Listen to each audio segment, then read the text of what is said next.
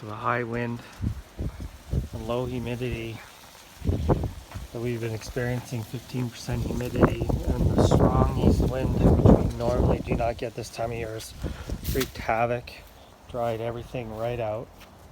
This was a giant lush patch of bananas,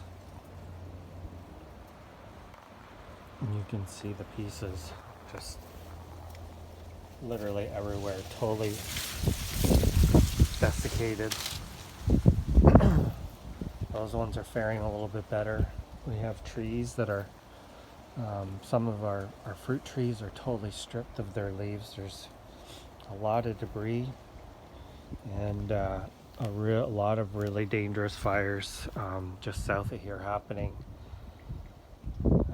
We've been pretty fortunate. We're not getting too much smoke right now, but they're saying tonight. So we're really hoping that tomorrow the winds calm down like predicted, and they can maybe start to get a handle on these fires.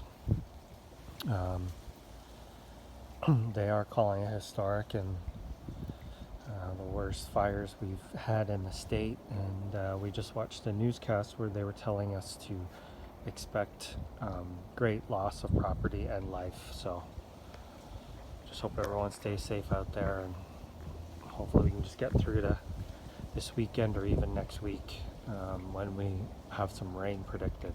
Thanks for watching.